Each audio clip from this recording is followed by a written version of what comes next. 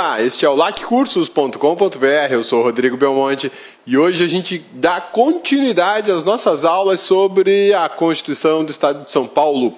Aula número 5, hoje a gente fala um pouquinho sobre tributação, finanças e orçamento na Constituição do Estado de São Paulo. Tributação, finanças e orçamento estão previstos lá no artigo 159 da Constituição do Estado de São Paulo. É uma boa repetição do que existe na Constituição Federal sobre assuntos pertinentes aos tributos estaduais, às finanças e aos orçamentos dos estados. No caso do Estado de São Paulo, a gente vai ver que tem umas coisinhas diferentes do que há na Constituição Federal, umas até meio bizarras. A gente vai conferir na aula de hoje. Vamos lá? Vamos conversar um pouquinho sobre os princípios gerais tributários, ou seja, regras gerais que se aplicam à questão tributária no Estado de São Paulo, previstos lá na Constituição do Estado de São Paulo. A receita pública será constituída por tributos, preços e outros ingressos. Olha só que interessante. Ele já deixou claro que nós teremos tributos, preços públicos e outros ingressos. O que é isso, outros ingressos? Vai vender ingresso lá a cabeça. Não, a ideia é que é ingresso de recurso público, né? Essa palavra ingresso você pode substituir por receita. Cabeça, receita é de bolo. Não, meu amigão, não é receita de bolo, não. É receita pública. Receita é a forma de arrecadação da administração pública. Sempre que a gente fala em receita pública, a gente está falando em dinheiro público, dinheiro que entra para os cofres da administração pública. É um binômio, receita, despesa, receita, despesa. Para cada despesa pública deve existir uma receita pública. Aqui na Constituição do Estado de São Paulo, a palavra receita foi trocada por ingresso. Tá tudo bem, tá tudo certo, tá tudo tranquilo, não tem problema nenhum. Ingressos públicos quer dizer que está pingando dinheiro na conta do Estado, quer dizer que é receita pública. E aí, a receita pública será constituída por outras receitas, além dos tributos e preços. Quando a gente fala em tributo, a gente tem que ter em mente o seguinte, que existem basicamente 3 espécies. Alguns defendem que existem 4, outros defendem que existem 5 espécies tributárias. Vamos trabalhar com o basicão, tá? Tributos. Olha só, tributo pode ser imposto, tributo pode ser taxa e tributo pode ser ainda contribuição, tá? Ou contribuições, melhor dizendo, ok?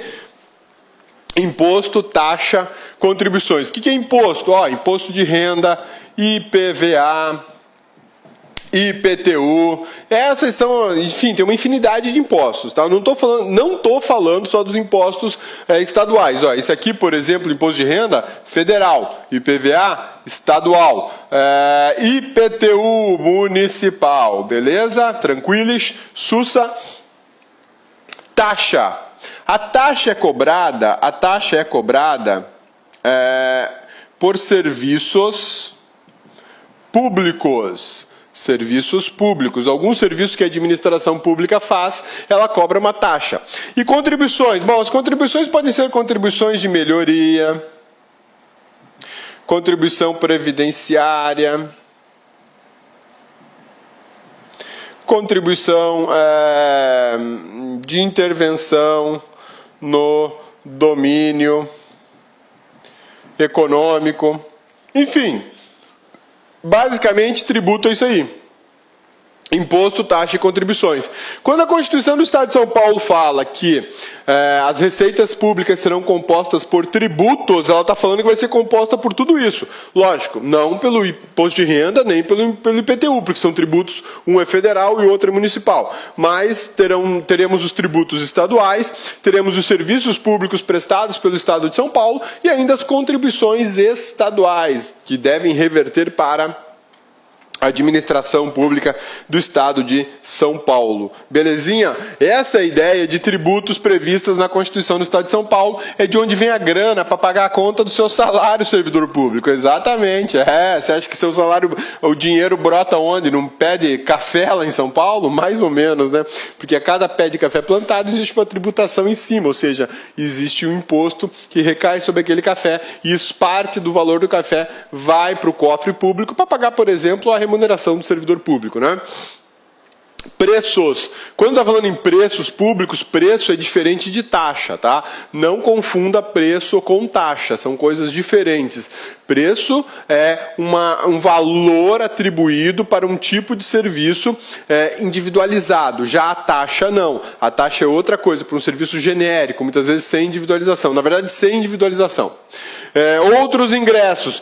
Outras receitas, aluguel, alienação de bens, enfim, alguma coisa nesse sentido. Compete ao Estado de São Paulo instituir o quê? Impostos previstos na Constituição do Estado de São Paulo e outros que venham a ser de sua competência.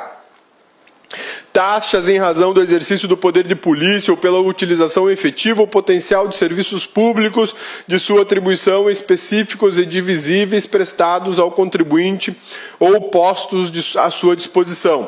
Eu acabei de falar que taxa não era divisível, tá? Taxa é divisível sim. Aqui, ó. Agora sim, é específico e divisível. Taxa é aquele valor que eu posso cobrar da pessoa individualizada. Por exemplo, eu preciso de um alvará. Eu preciso de um alvará do Estado. Então eu vou pagar uma taxa do Estado para receber um alvará. Eu, divisível, ou melhor, divisível não, identificável, o Rodrigo, cabeça, pessoa identificável, está recebendo um alvará. Então eu tenho a individualização e a divisão do serviço. Um alvará para uma única pessoa. Aí eu posso cobrar uma taxa, tá? É um serviço. Contribuição de melhoria decorrente de obras públicas, né? Então aqui você já tem as três figuras: imposto, taxas e contribuição. Opa, não é isso aqui. Aqui, ó, contribuição de melhoria. Contribuição de melhoria. Aqui a gente tem as três figuras que eu acabei de te mostrar no gráfico. A ideia de imposto, taxa e contribuição. Chamam isso de teoria tripartite dos tributos, né? Beleza? Tranquilos? Sussa? Isso é o básico. Todo estado tem. Alguns estados vão além, cobram outros tipos de contribuições, criam outros tipos de taxa, mas tudo deve observar o que a Constituição Federal fala. Porque só a Constituição Federal pode definir, criar, melhor dizendo, ela pode definir um tributo. Criar é sempre por meio de lei. Tá? E aqui a Constituição do Estado de São Paulo só está fazendo uma repetição do que já existe na Constituição Federal. Contribuições cobradas de seus servidores para custeio do regime previdenciário de assistência social na forma do artigo 149. Isso aqui, ó, contribuição previdenciária. Essa é a previdência do servidor público do Estado de São Paulo, ele tem que obrigatoriamente contribuir. Aqui não fala qual é o percentual que deve contribuir, porque uma lei vai regulamentar esse assunto e uma lei vai dizer qual que é o percentual que o servidor vai contribuir e qual é o percentual que o Estado vai contribuir. Tempo de aposentadoria, enfim, tudo isso vem definido em lei, seguindo, obviamente, as regras básicas previstas na Constituição da República e também na Constituição do Estado de São Paulo. Os impostos terão caráter pessoal, sempre que possível, e serão graduados segundo a capacidade econômica do contribuinte, né? Isso aqui é bacana demais. Quem tem mais, paga mais. Quem tem menos, paga menos. Capacidade econômica e caráter pessoal, ou seja, quanto mais grana você tem, a tendência é que você pague uma quantidade maior de tributos. Isso é uma regra constitucional aplicada no país inteiro. A maioria dos impostos tem esse caráter pessoal. IPTU. IPTU tem caráter pessoal. Você pode ter duas casas idênticas, uma num bairro nobre e uma num bairro muito simples. A que está no bairro muito simples vai ter um valor de IPTU inferior àquela que está no bairro nobre. Por que isso? Porque está levando em conta o caráter pessoal. É a mesma casa, a mesma metragem, tudo igual, a mesma planta, foi feita pelo mesmo construtor. O construtor fez a casa num bairro nobre, chique, bacana, e exatamente a mesma casa fez um bairro muito simples, um bairro de classe média baixa, digamos assim. O valor do IPTU da segunda casa será bem menor do que o valor do IPTU da primeira casa. Por quê? Localização. Isso leva em conta. É a capacidade econômica e o caráter pessoal desse tributo. IPTU tem disso, tá? É facultado à administração tributária identificar o patrimônio, os rendimentos e as atividades econômicas do contribuinte. Ou seja, a administração, se ela quiser, ela pode saber exatamente o que você tem, o que você deixa de ter, quem te paga, para quem você paga. Para que isso? Para poder fiscalizar seu dinheiro, seus recursos. E aí ela vai lá e pega uma parte para ela. Tributária é a coisa mais linda do mundo, né? As taxas não poderão ter base de cálculo própria de impostos. Isso é uma regra constitucional federal aplicada aqui para a nossa Constituição do Estado de São Paulo. Que mais que a gente tem aqui? O Estado proporá e defenderá a isenção de impostos sobre produtos componentes da cesta básica. Essa é uma medida social dos tributos, isentar a cesta básica ou diminuir a carga tributária dos impostos estaduais sobre a cesta básica. Isso é muito bacana, né? Isso quer dizer que o arroz vai custar um pouco mais barato, o feijão vai custar um pouco mais barato, o óleo, o macarrão, essas coisas esses gêneros alimentícios que compõem a cesta básica. Nem sempre os estados gostam de fazer isso ou fazem isso. Tem estado que não faz. Por que não faz? Olha só, o Estado proporá e defenderá. Para ele propor e para ele defender, nós precisamos especificamente de lei ou de um decreto desonerando a cesta básica. Mas para eu ter essa lei ou esse decreto, eu preciso de um estudo econômico. Eu preciso de um estudo econômico me dizendo aí quanto eu posso desonerar. Não é da cabeça do governador ou do presidente ou do prefeito. Vou tirar quanto eu quiser. Daí não. Tem que ter um estudo econômico dando o percentual que pode ser retirado, porque dependendo da quantidade de impostos que forem retirados ou diminuídos aqui, você pode causar um prejuízo nas contas públicas e as receitas do Estado diminuem e gera uma consequência básica, né? Falta de grana para pagar servidor, falta de grana para investimento, falta de grana para pagar fornecedores e por aí vai, tá bom? Limites do poder de tributar. Ainda estamos dentro da parte que fala de princípios gerais, porque o limite de poder de tributar é um grande princípio geral de limitação do Estado e de proteção ao contribuinte.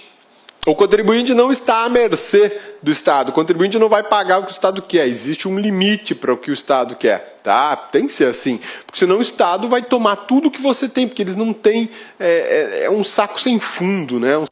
O cofre da administração é um buraco negro, né? Tudo que entra ali desaparece, é uma coisa assustadora. Não tem dinheiro que baste para manter a administração pública, né? Olha só, limite ao poder de tributar. É vedado ao Estado de São Paulo exigir ou aumentar tributos sem lei. Eu tenho aqui a questão, o princípio da legalidade tributária. A Constituição do Estado de São Paulo já está me dizendo aí da legalidade tributária. Eu não posso exigir ou aumentar tributos sem lei que me autorize a fazer isso. Qualquer exigência de tributo ou aumento desse tributo, da alíquota do tributo, por exemplo, ou da base de cálculo, eu preciso de lei. É óbvio que esse princípio sofre exceções. Em determinadas circunstâncias, por meio de decreto, é possível eu alterar ou até aumentar um tributo. É o caso dos tributos como o IOF, por exemplo. IOF é um tributo que a alíquota dele pode ser aumentada de acordo com decretos presidenciais. Isso se repete no imposto de importação, imposto de exportação. Eles podem ser alterados por meio de decretos, não exige ser uma lei. IPTU também tem isso, eu posso mexer na base de cálculo do IPTU por meio de decreto. Instituir tratamento desigual entre contribuintes que se encontrem em situação equivalente.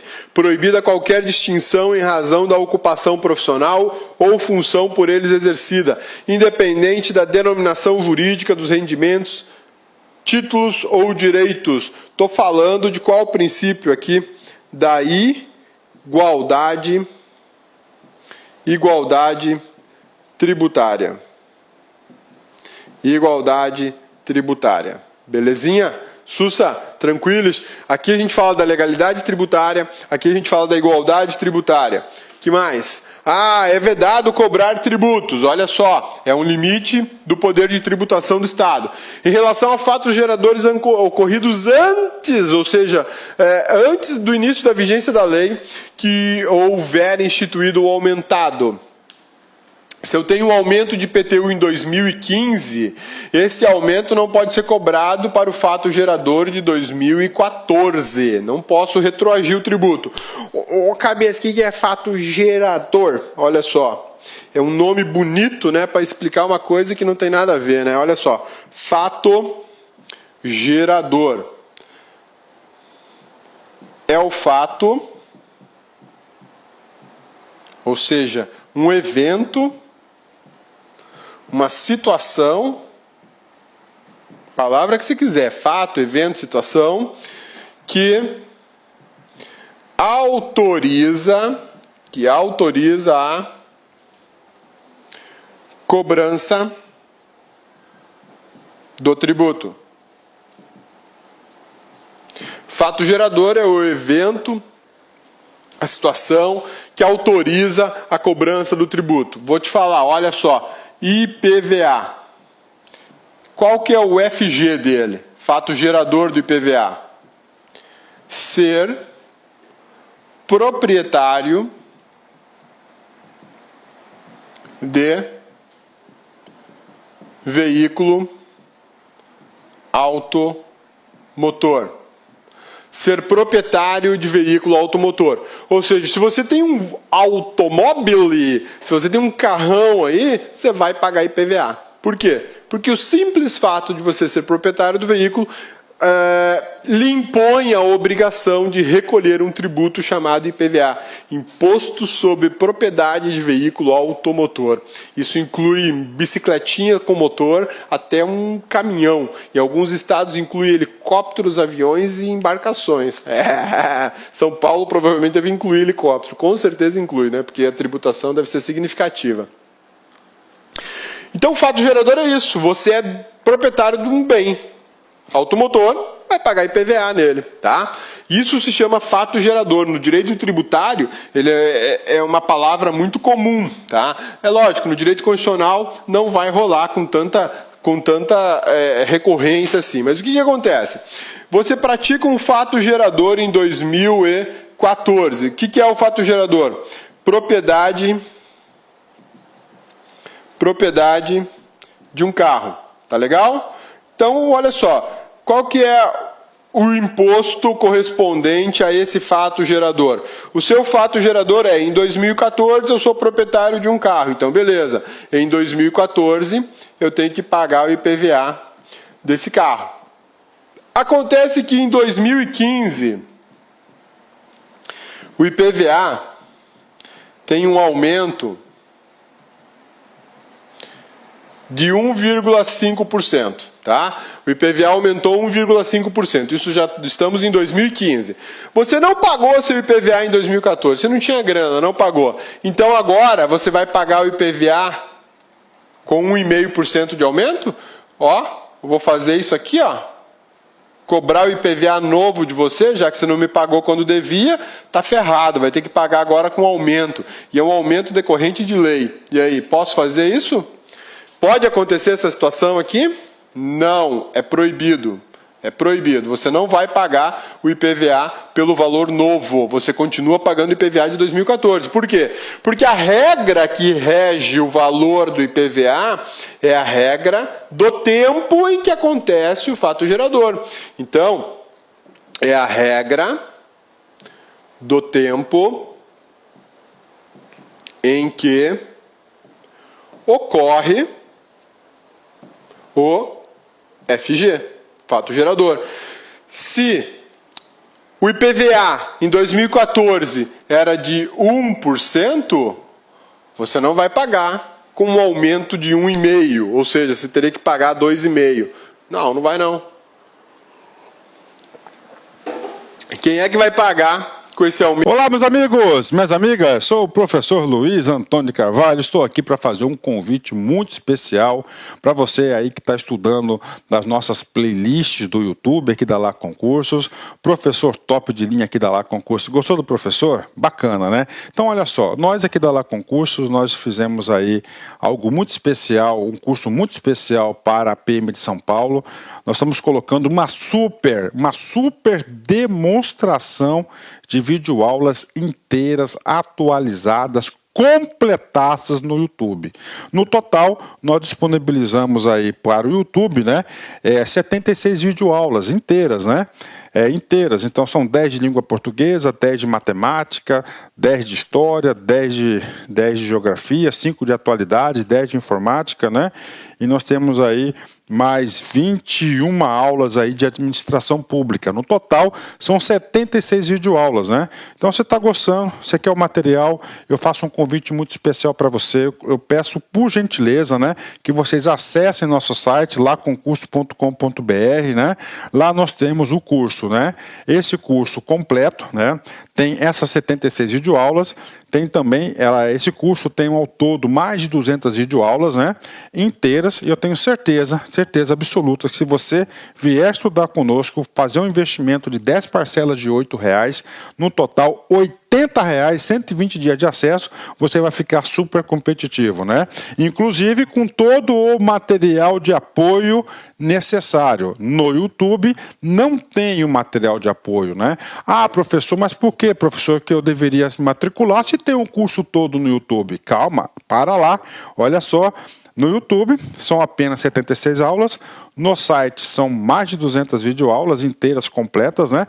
No site tem um material de apoio, no YouTube não tem um material de apoio, isso aí ajuda bastante. Inclusive o seguinte, olha só, somente videoaula não é suficiente, você tem que ter um plano, você tem que ter uma estratégia.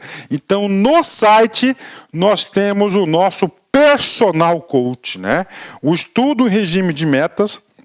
Aqui nós vamos controlar o seu desempenho, nós vamos comparar você com o seu demais colega, para os seus colegas, vamos ranquear você, para você ter uma métrica de estudos, tudo bem?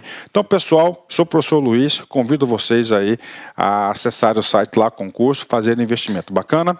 Fui, tchau.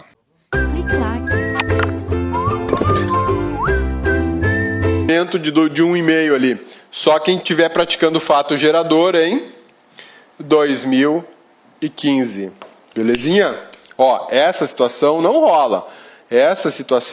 rola, não é possível, não tem como manter, cobrar um valor de tributo voltando no tempo, ou seja, é proibido retroagir. Ou seja, voltar no tempo para cobrar um tributo é proibido, não vai rolar. Eu posso ter até para, de repente, uma isenção, um esclarecimento qualquer de te isentar de pagar o tributo, mas cobrar um tributo maior não vai rolar. Tá? Então esse é um princípio constitucional federal e é um princípio constitucional aplicado à Constituição do Estado de São Paulo. Vai se repetir em todas as constituições do país, porque essa é uma regra de observação obrigatória. É vedada ao Estado cobrar tributo de um fato gerador no passado. Não pode. Tá? Não pode. Por exemplo, você tem um imóvel, tem que pagar IPTU, e aí você não pagou. E no ano seguinte vai ter que pagar 2. Só que já tem aumento. Ah, vou pagar os 2 com aumento? Não, vou pagar um só com aumento. O outro vai ser o preço do ano anterior. Tá? Então é proibido cobrar tributos em relação a fatos geradores ocorridos antes do início da vigência da lei, que os houver instituído. No mesmo exercício financeiro em que haja publicada a lei, que os instituiu ou aumentou. Antes de decorrido 90 dias. Antes de decorrido 90 dias da data em que haja sido publicada a lei que os instituiu ou aumentou, observado a linha B. Então, olha só. Aqui, na letra A, eu tenho um princípio chamado de irretroatividade. Ah, cabeça, escreve melhor aí porque eu não estou enxergando. Então tá bom, vamos lá. Na letra A, a gente tem o princípio da irretroatividade. Beleza? Na letra B, no mesmo exercício financeiro em que haja sido publicada a lei. Esse aqui é o princípio da anterioridade tributária. Só posso cobrar no ano seguinte. E na letra C, essa é a regra da noventena. Só posso cobrar 90 dias depois. O que é isso? São princípios constitucionais de limitação ao poder de tributar.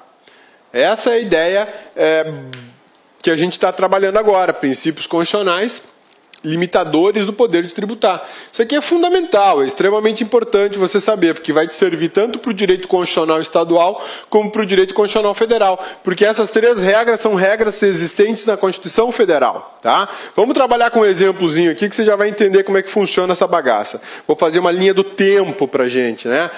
Vamos lá. A cabeça já devia ter feito aqui no slide, né? Ficava mais bonitinho, mas o cabeça gosta de desenhar, então vamos lá. Ó, essa aqui é a linha do tempo que o cabeça está fazendo, beleza? Tudo bem? Tranquilos? Sussa? Então vamos lá. A gente está em 2015, ok? 2015.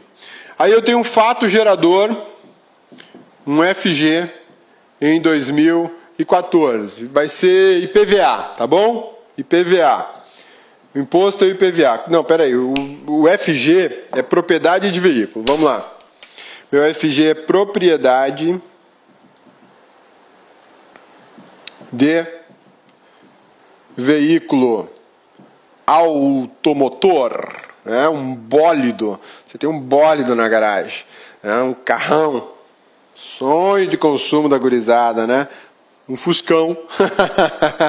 Um Fuscão. Nem fabrica mais Fuscão, né? Agora ele se chama New Beetle. Custa uma pequena fortuna de 100 mil reais, eu acho, o carrinho daquele.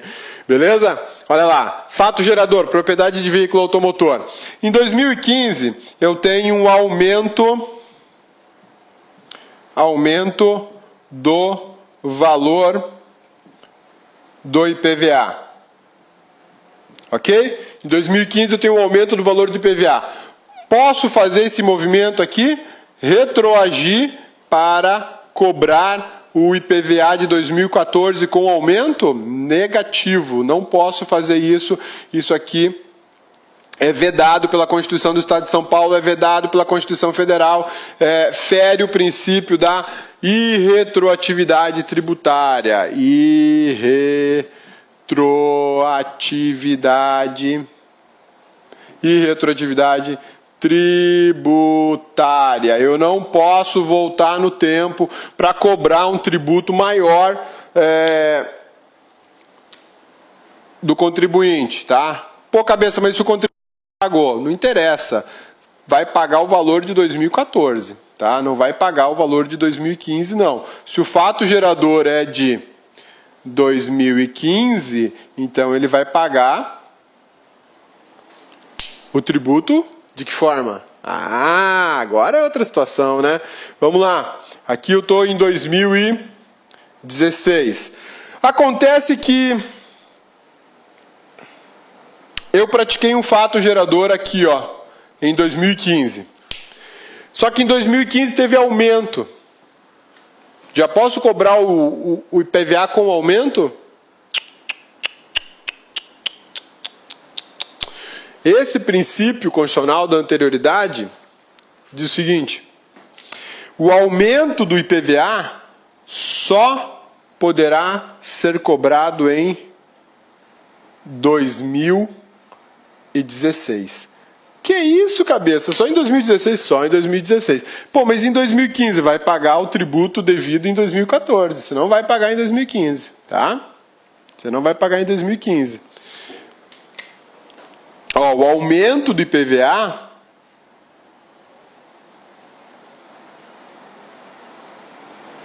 esse aumento só vai ser aplicado na prática em 2016. Tudo bem que quando você for pagar o seu IPVA em 2016, você está pagando referente ao ano de 2015, né? Então, você não vai pagar seu IPVA com aumento já em 2015. Você vai pagar só em 2016, tá? O aumento só em 2016. Mas para esse aumento ser aplicado em 2016, ele tem que ter ocorrido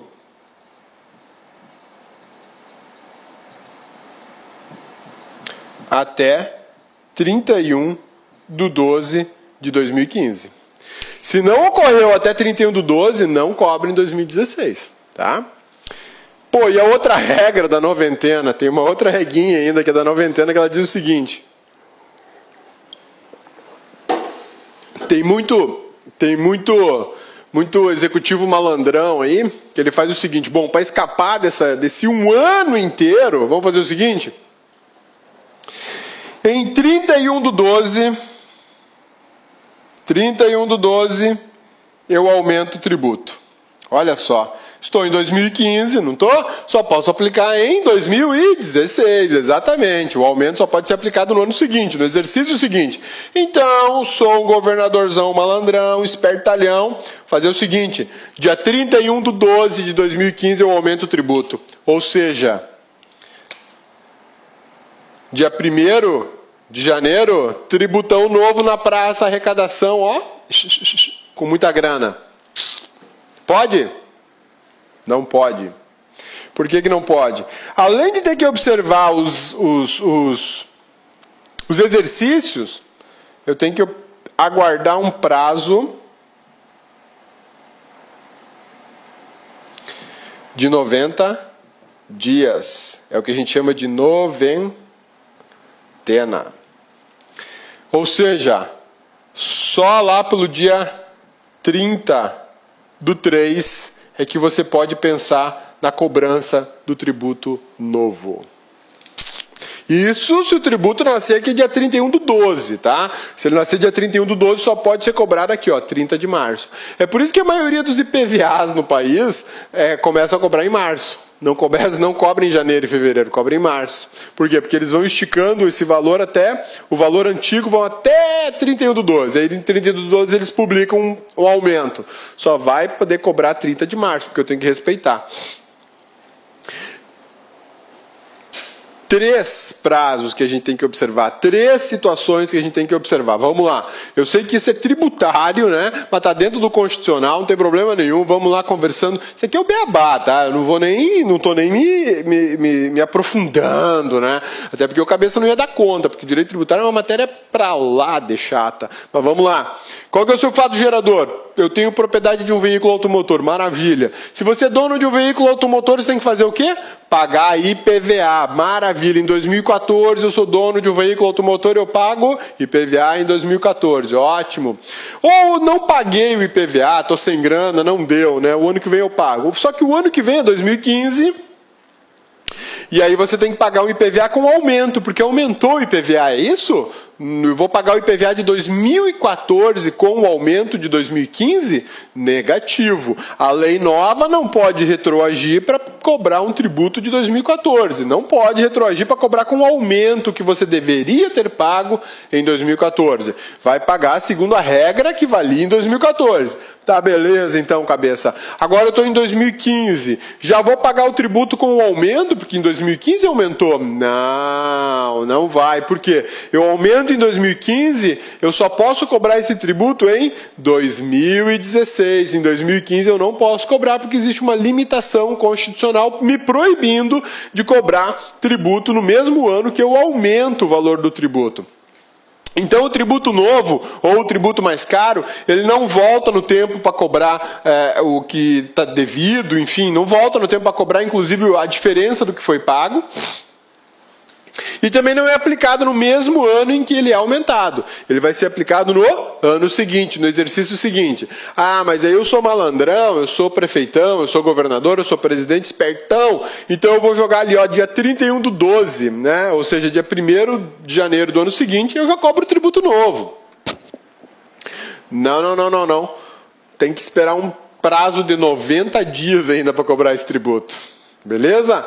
Olha só, vou te dar mais um exemplo. Digamos que o aumento do tributo tenha ocorrido aqui, ó, 8 de 2015. Beleza? Em agosto de 2015, eu aumentei o tributo. Posso cobrar em 2015? Não. Cobrar em 2016. Cabeça, mas aí eu vou ter que aguardar os 90 dias em 2016? Não. Aí você já aguarda os 90 dias da publicação do novo tributo, tá? Agosto, setembro, outubro, dia 30/10, você está liberado já. Ou melhor, dia 01/11, cabeça, 01/11, ó, o tributo é do dia 1º de agosto. Então, 1º de setembro, 1 mês. 1º de outubro, 2 meses. 1º de novembro, 3 meses. Beleza? 90 dias. 90 dias. E não conta em mês, né? Você conta sempre em dia. Nesse caso aqui. Prazos em dia, conta em dia. Então aqui, ó, se o tributo for aumentar no dia 1º de agosto de 2015, posso cobrar em 2015? Não, só posso cobrar em 2016. Tá. Quando é que ele foi publicado? Entrou em vigor dia 1º de agosto de 2015. Bom, então no dia 1º de janeiro de 2016 eu já posso cobrar o aumento. Por quê? Porque eu respeitei os 90 dias.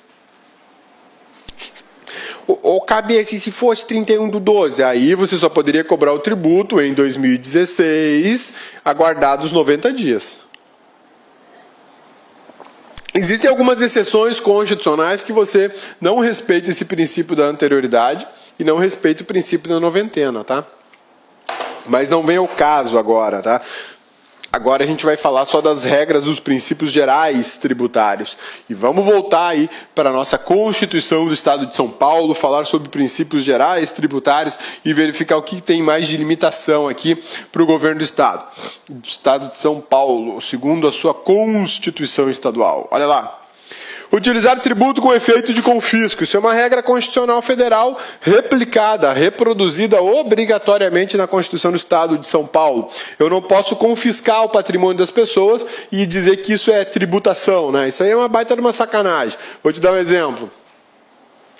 Você tem um carro que vale 30 mil, e aí o IPVA dele é de 2,5%. Você paga o IPVA de 2,5% sobre o valor de 30 mil reais. Tá bom. Isso seria um tributo normal. Agora vamos falar de um tributo com efeito de confisco. Você tem um carro que vale 30 mil. O seu tributo, sobre o IPVA sobre esse carro é de 50% sobre o valor do carro. Confiscatório. Lógico que é confiscatório. Em 2 anos você não tem mais veículo. Você já pagou, em 2 anos você pagou o valor do veículo em tributos. Tá? Então é proibido usar o tributo como confisco.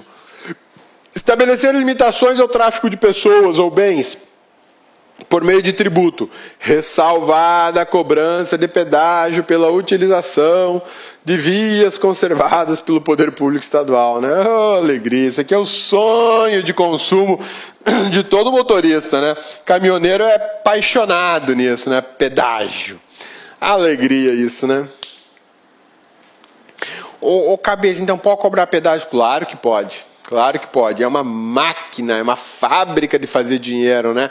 Pedágio é sonho de consumo de qualquer empresário. Por que isso? Porque você estabelece um valor para as pessoas transitarem sobre uma rodovia. E aí, a cada 20, 30 quilômetros tem um pedágio, a cada 10 quilômetros, enfim, depende da configuração montada pelo Estado. E a cada praça de pedágio você tem que pagar uma grana. Paga a grana, você tem que transitar, tem o direito de transitar numa rodovia em perfeitas condições, né? Não pode estar esburacada, detonada, arrebentada, porque aí vira sacanagem, aí vira brincadeira, né? Instituir impostos sobre. O Estado pode instituir impostos sobre patrimônio, ou melhor, é vedado ao Estado. Aqui é vedado ao Estado instituir impostos sobre renda, patrimônio, renda, serviços da União, dos Estados, do Distrito Federal e municípios. Isso aqui a gente chama de imunidade tributária. Imunidade tributária. É vedado instituir impostos sobre templos de qualquer culto. Isso aqui é imunidade religiosa. Ok. Letra C.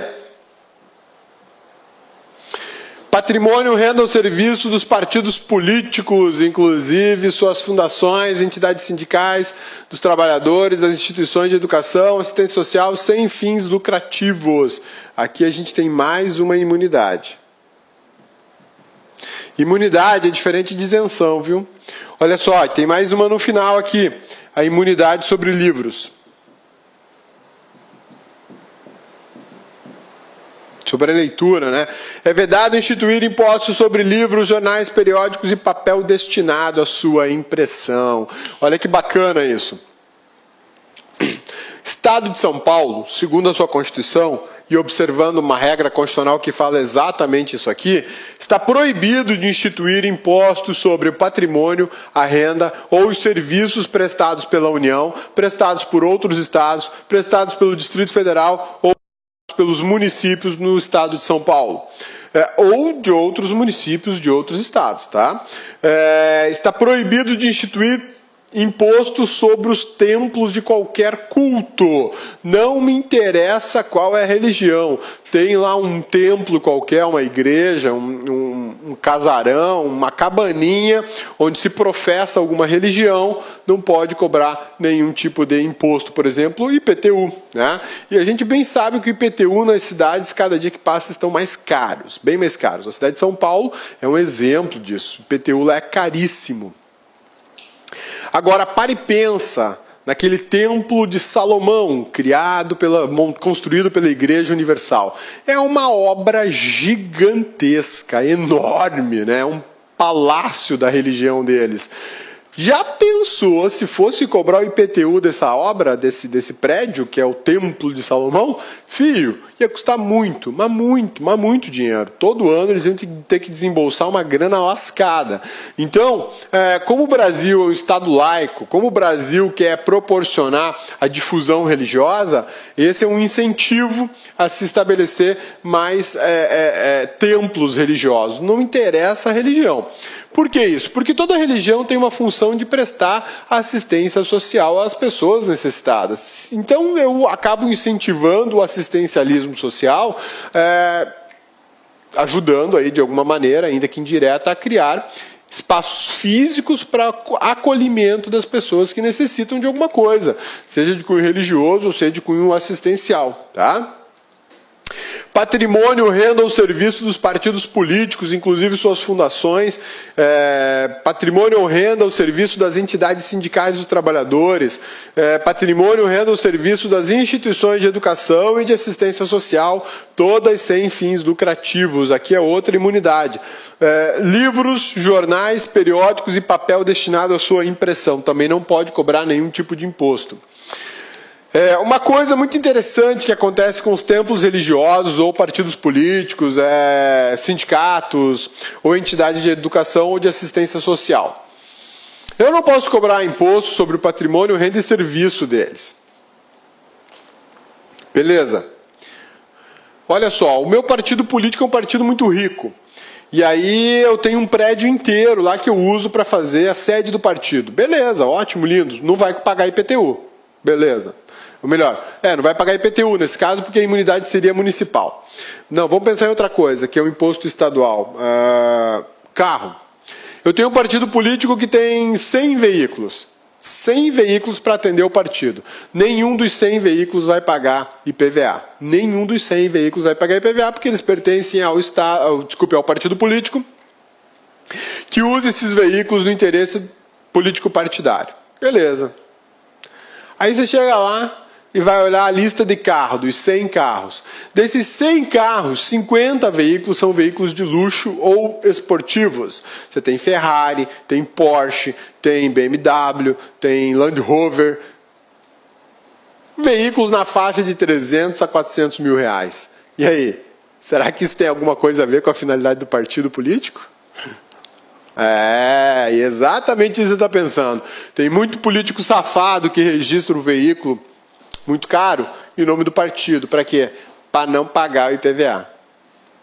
Brincadeira, né?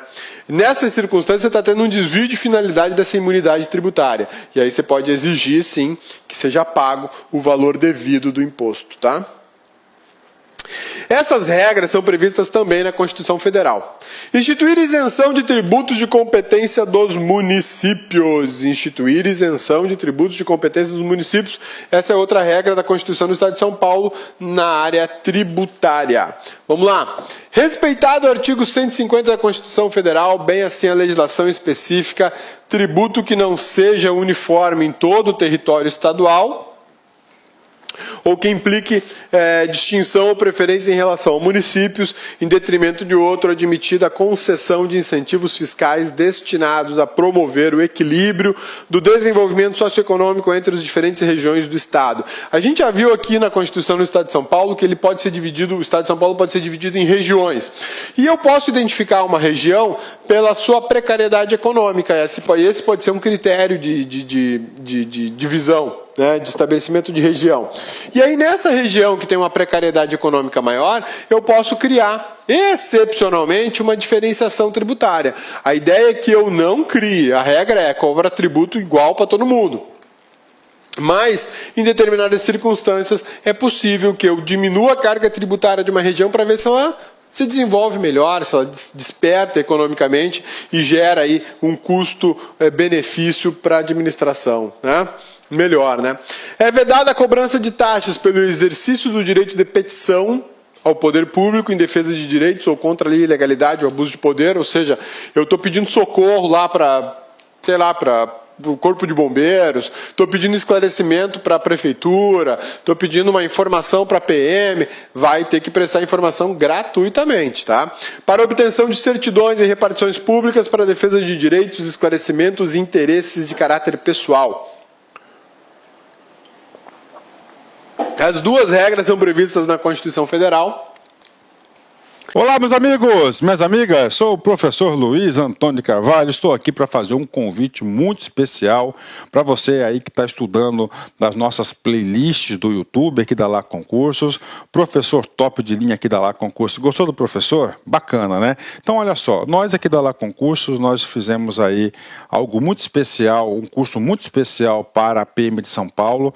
Nós estamos colocando uma super demonstração de videoaulas inteiras, atualizadas, completadas no YouTube. No total, nós disponibilizamos aí para o YouTube, né, 76 videoaulas inteiras, né? Inteiras, então são 10 de língua portuguesa, 10 de matemática, 10 de história, 10 de geografia, 5 de atualidades, 10 de informática, né? E nós temos aí mais 21 aulas aí de administração pública. No total, são 76 videoaulas, né? Então, você está gostando, você quer o material, eu faço um convite muito especial para você. Eu peço, por gentileza, né, que vocês acessem nosso site, laconcurso.com.br, né? Lá nós temos o curso, né? Esse curso completo, né? Tem essas 76 videoaulas, tem também, esse curso tem ao todo mais de 200 videoaulas, né, inteiras, e eu tenho certeza absoluta que se você vier estudar conosco, fazer um investimento de 10 parcelas de R$ 8,00, no total R$ 80,00, 120 dias de acesso, você vai ficar super competitivo, né?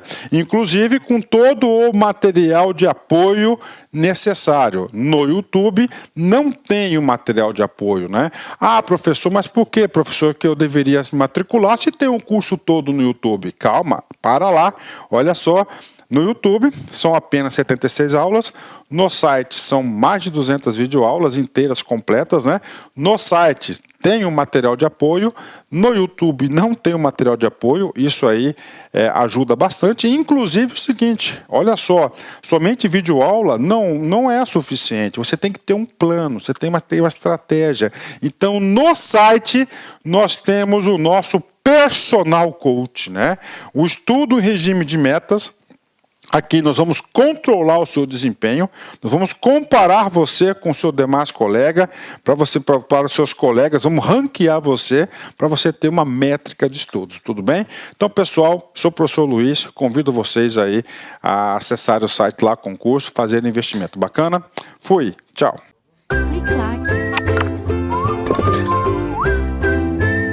E as duas garantem um acesso irrestrito ao direito de petição e de obtenção de certidões. Lá no artigo 5º da Constituição a gente já vê um pouco sobre isso, tá? Da Constituição Federal.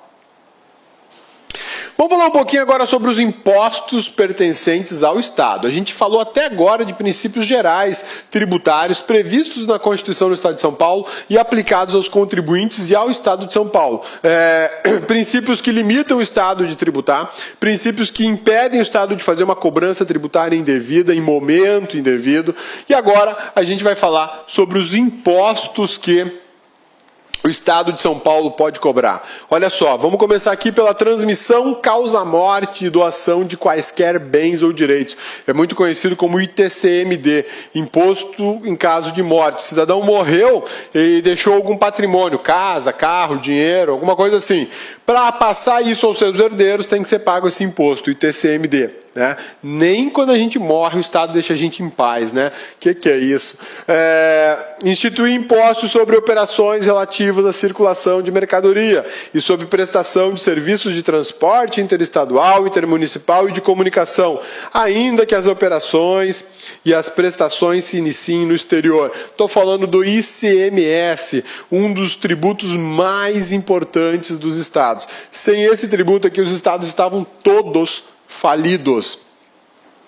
E olha que o governo federal quer abocanhar mais esse aqui. O governo federal quer o ICMS para ele, porque é muita grana. O volume de recurso aqui é absurdo, mesmo tendo sonegação, ele é muito alto. Propriedade de veículo automotor, IPVA, esse é o outro tributo que o Estado de São Paulo pode cobrar, assim como todo e qualquer Estado da Federação. Esses três tributos aqui estão à disposição dos Estados, na verdade, à disposição não, eles têm que cobrar, tá? Eles têm que cobrar, pela lei de responsabilidade fiscal, eles são obrigados a cobrar, eles não podem ter opção de não cobrar. Agora vem uma bizarrice da Constituição do Estado de São Paulo. O Estado de São Paulo pode cobrar um adicional de até 5% do que for pago à União por pessoas físicas ou jurídicas domiciliadas no território de São Paulo, a título do imposto previsto no artigo 153.3, imposto de renda, incidente sobre lucro, ganhos e rendimentos de capital. O que quer dizer isso, cabeça? Quer dizer que você paga um imposto de renda sobre tudo aquilo que você ganha, tá? Você paga qual é o salário, lucro de empresa, enfim, você paga o imposto de renda. Que é uma facada, diga-se de passagem, né? De 15% a 27,5%, e ainda tem os perturbados aí desse governo atual que querem aumentar essa carga tributária para 37%.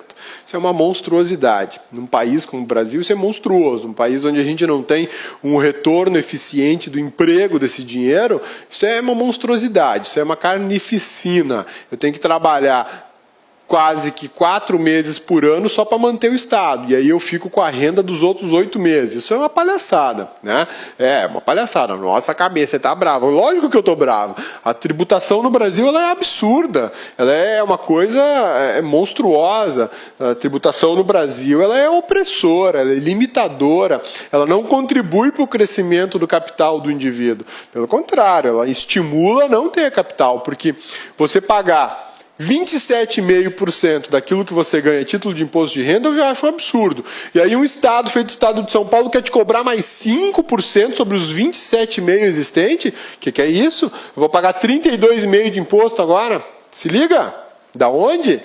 Por que eu estou falando que isso aqui é uma bizarrice? Porque está se criando um adicional sobre o imposto de renda, que é o imposto da União. A competência para tributar sobre isso é só da União. Não pode o Estado cobrar adicional sobre isso. Aliás, o Estado não pode nem criar um tributo dessa natureza, porque isso aqui não tem previsão constitucional. Isso aqui é uma bizarrice das bravas. Eu não sei como é que está na Constituição do Estado de São Paulo. Pô, o Estado de São Paulo é um Estado excelência em direito tributário, com fantásticos tributaristas, grandes advogados da área tributária. E eu não consigo entender como é que isso aqui está fazendo parte da Constituição do Estado de São Paulo. Isso é uma monstruosidade. Mas essas monstruosidades podem virar objeto de prova. Por que podem virar objeto de prova? Porque não tem correspondência constitucional. Isso é diferente.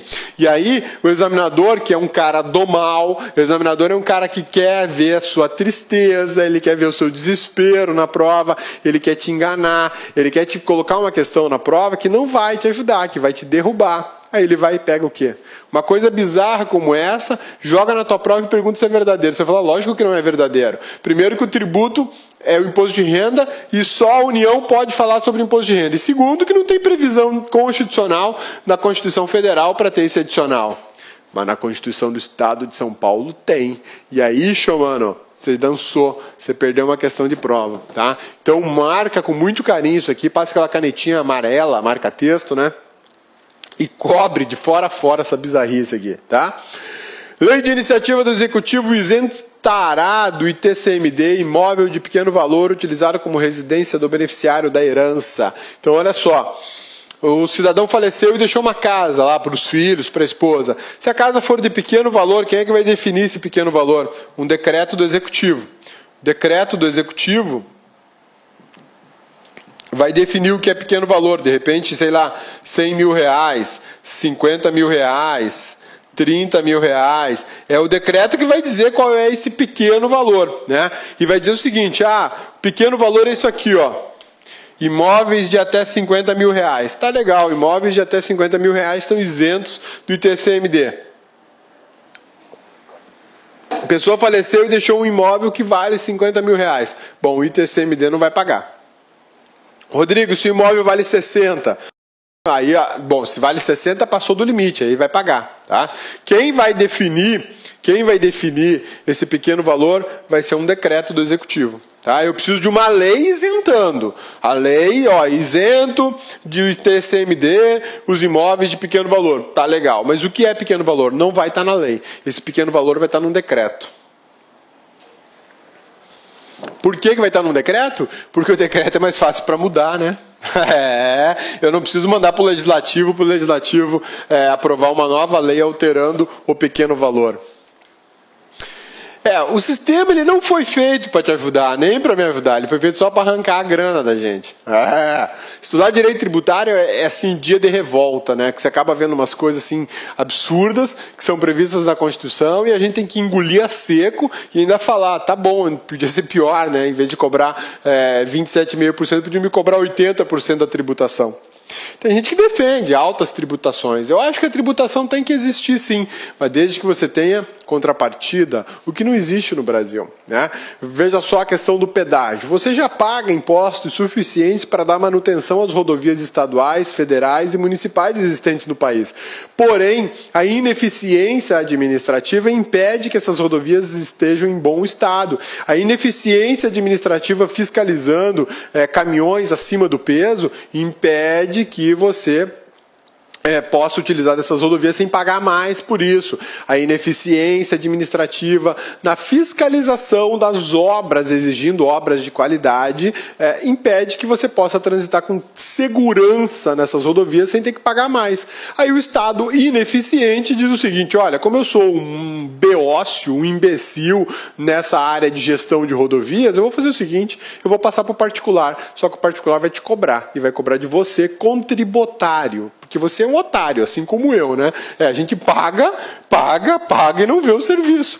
E aí você vai pagar mais um pouco agora para ser fiscalizado por um particular. E o particular trabalha com a ideia de quê? de lucro. Então, se ele tiver que ficar dando manutenção na rodovia em excesso, ele tem prejuízo, ele não vai ter lucro, ele vai fiscalizar ali, ó. Qualquer caminhão acima do peso não vai trafegar na rodovia dele. Acima do peso não vai trafegar. Pô, tá acima do peso, posso pagar mais de pedágio? Não, filho, você não trafega acima do peso. Você trafega até o limite tal. Porque o teu pedágio não é suficiente para o estrago que você pode causar na minha rodovia. Então, se todos os caminhões passarem com uma tara acima do que eu estou permitindo, eu tenho prejuízo. E eu não quero ter prejuízo. Essa é a ideia. Isso é o capital, né?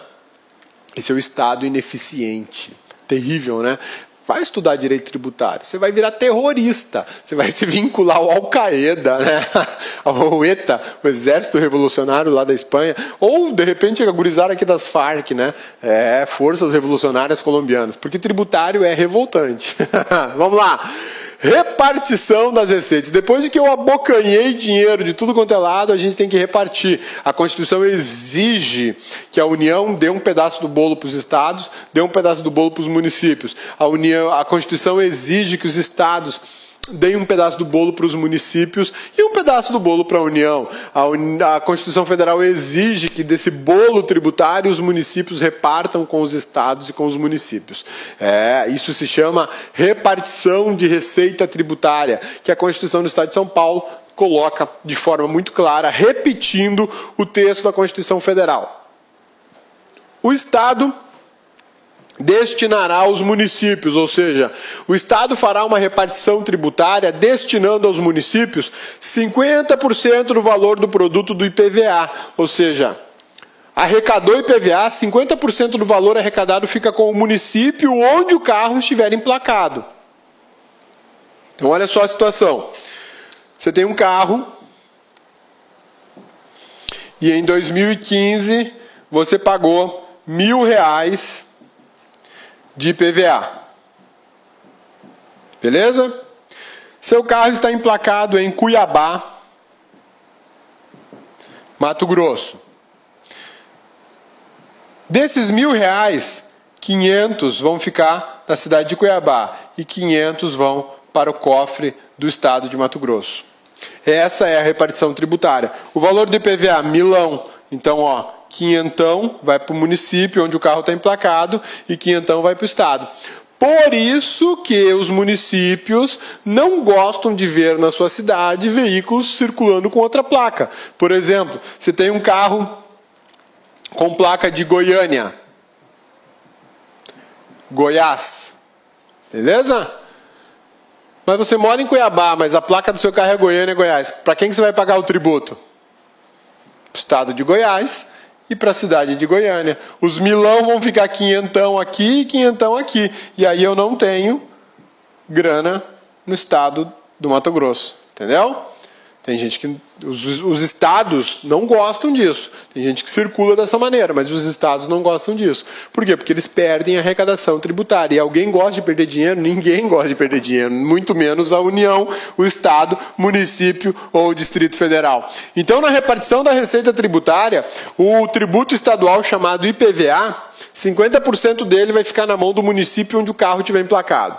25% da arrecadação do ICMS fica no município onde ocorreu o fato gerador.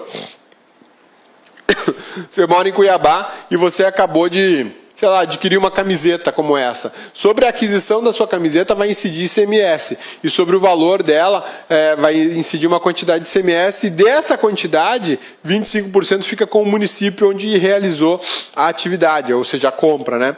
25% dos recursos que os estados receberem a título de IPI. Imposto sobre produção industrial.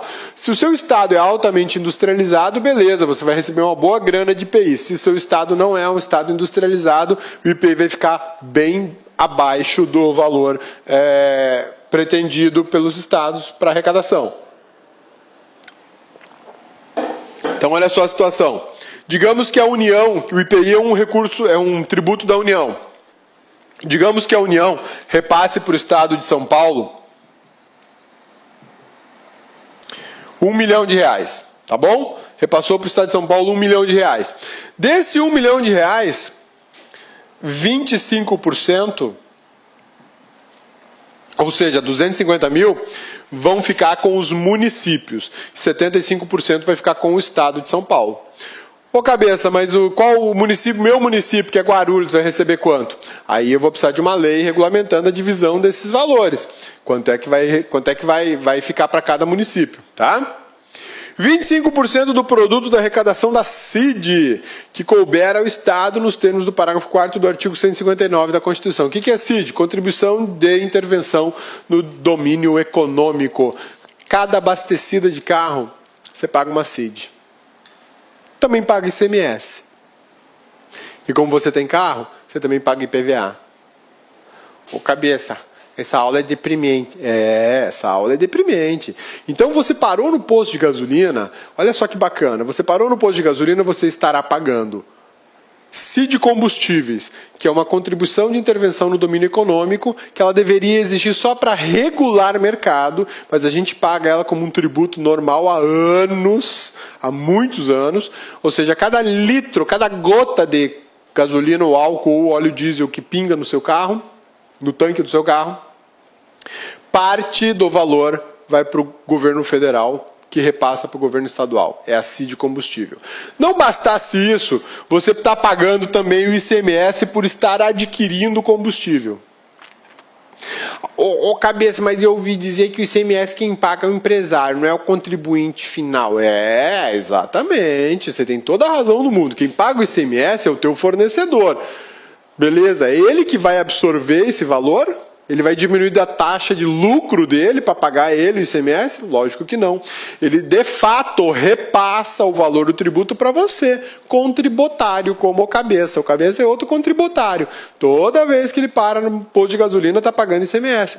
Mas o nome do contribuinte é posto de gasolina, finca a faca. Mas quem realmente paga é o consumidor. Não bastasse isso, você ainda vai pagar o IPVA sobre o veículo que você tem. Bacana, né? Mas é lindo demais isso, é lindo demais. Se você for colocar na ponta do lápis o quanto você gasta de tributo só com o seu veículo, você anda a pé. Na boa, você anda de ônibus, de bicicleta, você não vai andar de carro. Porque olha só, tributação de IPVA vai girar de 1% a 3,5%. Geralmente é isso, tá? Todo ano. ICMS. 17% sobre o valor que você está abastecendo é só ICMS. A CID. Eu não sei o valor da CID, mas enfim. Faz a conta. Faz a conta. 1% sobre um carro de, sei lá, 50 mil reais. 500. Todo ano. 17% sobre o valor de combustível. Que você gaste no ano, sei lá, R$1.000 de combustível. Você vai pagar 170 só de combustível. Ó, 500 mais 170. A CID eu não sei o valor de cabeça, mas você não deve pagar mixaria também. Deve pagar aí mais uns R$100 por ano só de CID. 500, 170 mais 100, nós estamos falando aí de praticamente R$800 ao ano só com esses três. Mas aí você tem que pagar o licenciamento obrigatório e o DPVAT, geralmente mais uns 150. Já batemos em R$950 mil. Nem falamos ainda do seguro. Você fez um seguro para o seu carro. Então você vai pagar o seguro, que é um valor significativo. E sobre o seguro incide imposto. IOF, Imposto sobre Operações Financeiras. Olha que delícia. Você está pagando aí num carro de 50 mil, na melhor das hipóteses, uns R$1.200 a R$1.300 por ano, só com o teu veículo. Se você anda pouco. Se você anda muito, vai aumentar o valor desse custo. Por quê? Porque vai aumentar a quantidade de combustível que você vai pôr. Se você mora no estado feito Mato Grosso, que sobre um veículo de 50 mil reais ele cobra 3% de alíquota, então nós pulamos para 1.500 só do IPVA. Estamos falando, filho, estamos falando de mais ou menos 2.500 só aqui, nessa brincadeira. Bom demais, né? Bom demais. Vamos lá. É vedada a retenção ou qualquer restrição à entrega e ao emprego de recursos atribuídos aos municípios, inclusive adicionais e acréscimos relativos aos impostos. Ou seja, se o Estado segurar os 50% do IPVA, segurar os 25% do IPI, ele vai ter problema, porque ele não pode fazer retenção desses recursos, ele tem que repassar obrigatoriamente, tá? Obrigatoriamente. Só que olha só, a proibição, essa proibição de reter os valores, não impede que o Estado condicione a entrega dos recursos ao pagamento dos seus créditos. Município de Cuiabá, eu tenho que te repassar 10 milhões de reais, beleza. Mas você me deve 7. Você tem que me repassar 7 milhões, recursos que você tem que pagar para o Estado. Então eu só te dou efetivamente os 10 quando você me entregar os 7. Ou vamos fazer o seguinte, vamos fazer um acerto aqui, um encontro de contas, e eu te pago só 3. Tá resolvido, tá beleza, tá tudo certo, tá bom? Finanças públicas. Aí a gente vai analisar agora algumas regras que dizem respeito ao quanto o Estado pode gastar com pessoal. Bacana, né? Olha só, a despesa de pessoal ativo e inativo ficará sujeita aos limites estabelecidos em lei complementar e no artigo 169 da Constituição Federal. Essa lei complementar aqui, que faz referência na Constituição do Estado de São Paulo e também na Constituição Federal, no artigo 169, é uma remissão à Lei de Responsabilidade Fiscal, a Lei Complementar 101 de 2000, a Lei de Responsabilidade 100 de 2000, 100 de 2001, 100 de 2000. A Lei de Responsabilidade Fiscal diz o quanto o Estado, município, União e DF podem gastar com pessoal, ativo e inativo. Tá? A concessão de qualquer vantagem ou aumento de remuneração, a criação de cargos ou alteração de estrutura de carreiras, bem como a admissão de pessoal a qualquer título pelos órgãos e entidades da administração, só poderão ser feitas observando determinadas regras financeiras, especialmente essas regras previstas na lei complementar. Então, elas só poderão ser feitas com prévia dotação orçamentária, que seja suficiente para pagar essa conta, desde que exista autorização em lei específica. Sem isso, eu não posso, por exemplo, fazer concurso público. Uma das coisas que o Cabeça fala e reforça o tempo inteiro é que os concursos públicos somente deveriam ser lançados com a garantia de que tem recurso para contratação. Porque senão vira aquela palhaçada do cadastro de reserva ou o concurso público só para arrecadar dinheiro do candidato, do concurseiro, né? E aí você vai, estuda, investe, faz um concurso, é puxado, é difícil, a gente sabe disso, e de repente a instituição não te chama. Passa aí 1, 2, 3, 4 anos às vezes e não chama ninguém, né? Fez só para arrecadar grana. Então, vai contratar? Faz a prévia dotação orçamentária, publica que existe recurso para isso, mostra a autorização que você tem para contratar pessoal. É o mínimo, é dignidade, isso é dignidade. O Executivo publicará e enviará ao Legislativo até 30 dias após o fim de cada bimestre, relatório de execução orçamentária.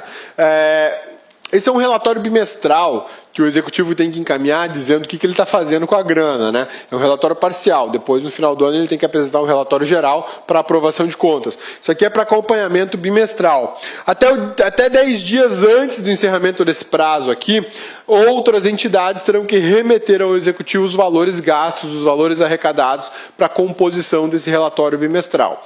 Então, o Judiciário, por exemplo, ele tem até 10 dias antes do final do bimestre para encaminhar o relatório dele para que o Executivo possa consolidar e encaminhar isso no final lá para avaliação das contas. Beleza?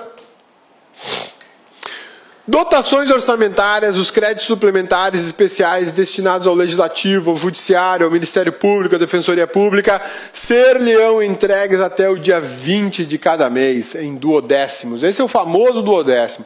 Até o dia 20 de cada mês, o Executivo tem que repassar grana para o Judiciário, MP, Defensoria Pública, enfim, para todas as entidades que dependem de recursos públicos do Estado.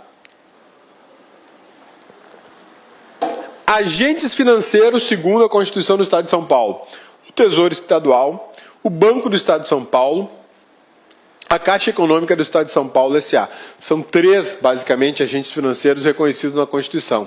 do Estado de São Paulo, né? Aqui é o Banesp, se eu não me engano, e aqui é a Caixa. Não é a Caixa Econômica Federal, é a Caixa Econômica Estadual, do Estado de São Paulo, tá? Vamos falar um pouquinho sobre o orçamento. Leis de iniciativa do Executivo estabelecerão, com observância na Constituição Federal, o seguinte: plano plurianual, que é um plano para 4 anos. Ele deve ser feito planejando aquilo que o Estado quer fazer nos próximos 4 anos e prevendo aí por alto mais ou menos os valores que podem ser utilizados. Estabelece diretrizes, objetivos e metas da administração para as despesas de capital e outras dela decorrentes e para as relativas aos programas de duração continuada. Então, olha só, o que é programa de duração continuada? Aquilo que passa de 1 ano. Tá? Vou ter aí por 2, 3 anos um programa qualquer. Na verdade, qualquer despesa que ultrapasse 1 ano, ela tem que fazer parte do plano plurianual, que ele tem validade para 4 anos. As diretrizes orçamentárias. Lei de diretrizes orçamentárias. Compreenderá as metas e prioridades da administração já previstas no plano plurianual, incluindo as despesas de capital para exercício financeiro subsequente. É ela que vai me dar o roteiro, o caminho das pedras, digamos assim, para eu poder realizar aquilo que está previsto no plano plurianual. Porque o plano plurianual ele é um plano de objetivos, de metas, aquilo que eu quero resolver. Eu quero duplicar o número de asfalto no estado de Mato Grosso. Hoje são, 1.000 quilômetros, eu quero passar para 2.000 em 4 anos. Isso é um objetivo, isso é uma meta a ser atingida. Mas aí eu tenho que saber de onde eu vou tirar a grana, quanto isso vai custar, quantas estações vão ser feitas, vai ter concessão, não vai ter concessão. A lei de diretrizes orçamentárias vem esclarecendo isso. Ela orientará a elaboração da lei orçamentária para que na lei orçamentária conste valores para, por exemplo, a duplicação de rodovias. Disporá sobre alterações legislativas tributárias e estabelecerá política de aplicação das agências financeiras. E os orçamentos anuais, que ficam por conta das leis orçamentárias? O que a gente vai ter aqui? O orçamento fiscal referente aos poderes, aos fundos, aos órgãos. Investimento de empresas em que o Estado direto e indiretamente faça parte. E isso vai fazer parte da lei orçamentária anual. A lei de diretrizes orçamentárias ela vai fazer uma comunicação entre o plano plurianual, que é altamente abstrato, e a lei orçamentária, que é altamente concreta, né? Orçamento da Seguridade Social, isso aqui tem que fazer parte da lei orçamentária anual. As verbas necessárias aos pagamentos de débitos decorrentes de sentenças transitadas em julgado, o valor dos precatórios, tem que fazer parte da lei orçamentária anual. Isso tudo é regra constitucional federal repetida na Constituição do Estado de São Paulo. Belezinha? Sussa, tranquilos? E aí, a gente finaliza mais uma aula sobre a Constituição do Estado de São Paulo. Na próxima aula, a gente vai falar sobre a ordem econômica no Estado de São Paulo, segundo a ótica da Constituição Estadual, com referência, claro, à Constituição Federal. Meu amigão, minha amigona do LAC, muitíssimo obrigado pela atenção, muito obrigado pela paciência. Eu sei que é uma aula pesada, desculpe o desabafo do Cabeça, porque o Cabeça fica tão bravo com a questão tributária no Brasil, que é difícil não conseguir dar uma xingadinha nesse poder fiscal que nós estamos sujeitos, né? Mas é isso. Forte abraço, bons estudos e até a nossa próxima. Olá, meus amigos, minhas amigas, sou o professor Luiz Antônio de Carvalho, estou aqui para fazer um convite muito especial para você aí que está estudando nas nossas playlists do YouTube aqui da LAC Concursos, professor top de linha aqui da LAC Concursos. Gostou do professor? Bacana, né? Então, olha só, nós aqui da LAC Concursos, nós fizemos aí algo muito especial, um curso muito especial para a PM de São Paulo. Nós estamos colocando uma super demonstração de videoaulas inteiras, atualizadas, completadas no YouTube. No total, nós disponibilizamos aí para o YouTube, né, 76 videoaulas inteiras, né? inteiras. Então são 10 de língua portuguesa, 10 de matemática, 10 de história, 10 de geografia, 5 de atualidades, 10 de informática, né? E nós temos aí mais 21 aulas aí de administração pública. No total, são 76 videoaulas, né? Então, você está gostando, você quer o material, eu faço um convite muito especial para você. Eu peço, por gentileza, né, que vocês acessem nosso site, lacomcurso.com.br, né? Lá nós temos o curso, né? Esse curso completo, né? Tem essas 76 videoaulas, tem também, esse curso tem ao todo mais de 200 videoaulas, né? Inteiras, e eu tenho certeza absoluta que se você vier estudar conosco, fazer um investimento de 10 parcelas de R$8, no total R$80, 120 dias de acesso, você vai ficar super competitivo, né? Inclusive com todo o material de apoio necessário. No YouTube não tem o material de apoio, né? Ah, professor, mas por que, professor, que eu deveria se matricular se tem um curso todo no YouTube? Calma, para lá, olha só. No YouTube são apenas 76 aulas, no site são mais de 200 videoaulas inteiras, completas, né? No site tem um material de apoio, no YouTube não tem um material de apoio, isso aí ajuda bastante. Inclusive o seguinte, olha só, somente videoaula não é suficiente, você tem que ter um plano, você tem uma estratégia. Então no site nós temos o nosso personal coach, né?